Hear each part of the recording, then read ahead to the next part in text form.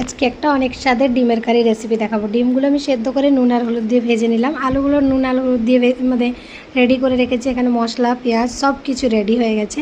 ডিমগুলো আগে ভেজে উঠিয়ে রেখে সেই তেলের মধ্যে আলুগুলো ভেজে নেব। যেহেতু আলুগুলো সেদ্ধ, নুন হলুদ মাখিয়ে একটু ভেজে করলে দারুণ লাগে।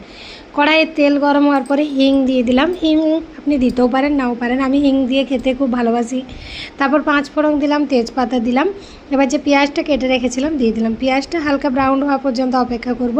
পেঁয়াজটা খুব ভালো করে ভেজে নেওয়ার পরে এখানে আদা, রসুন, পেঁয়াজ, ধনে গুঁড়ো, জিরে গুঁড়ো, টমেটো, কাশ্মীরি লঙ্কার গুঁড়ো আর কস্তুরি মেথি দিয়েছি। এটা ভালো করে আগে কষিয়ে নেব। এত ভালো কালার আসে। তারপরে আলুটা দিলাম। আলু দেওয়ার পর দেখতেই পাচ্ছেন কি লাজবাব দেখতে হয়েছে। হালকা ভেজে এর মধ্যে ডিমগুলো অ্যাড করে দিলাম। ডিমগুলো অ্যাড করলে মশলাটা ভালো করে মশলার মধ্যে ডিমটা চলে যায়। এবার জল দিয়ে দেবো আপনার পরিবারে যেরকম আপনি বানাতে চান। আমি যেহেতু দুবেলার জন্য বানিয়ে রাখছি, তো রেডি হয়ে গেছে আমার ডিমের কারি আর গরম গরম রাইস। তো আজ দুপুরে আমাদের প্লেন সিম্পল মেনু।